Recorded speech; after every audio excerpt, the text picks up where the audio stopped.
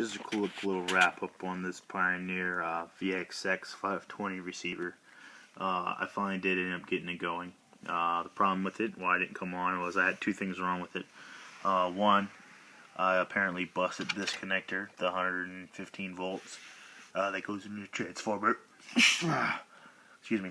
If you don't remember, when I pronged it, we had 115 volts coming out of it, so the connector at the time was good, but apparently when I went to go put it back on, I broke it somehow. Show you that the unit now does work. It was locked out. It was in protection mode. To get it to come out of protection mode, I had to simply hold the auto direct button and hit the power button. Once I did that, it came out of protection mode. Now you can just hit the power button, and the unit will come on. Play a little song for you here to get it going. Show you that it does work.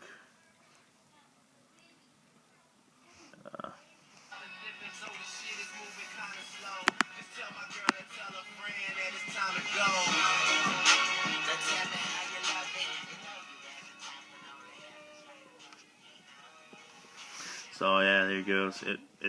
It works.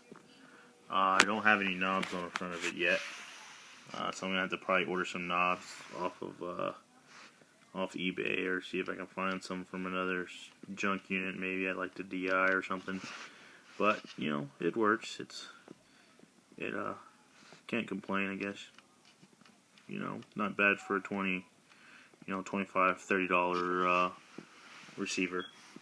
Again, it was just that thermal fuse inside the transformer here.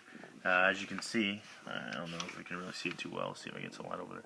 But I didn't leave that wire bare. I actually did put some pink shrink tubing around it. You can see it going inside there.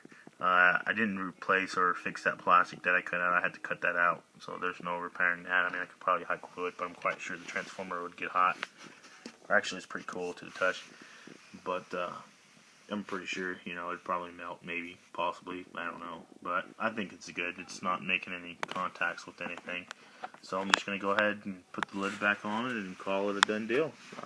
Make sure you guys like, comment if you want to, and be sure to subscribe. Thanks.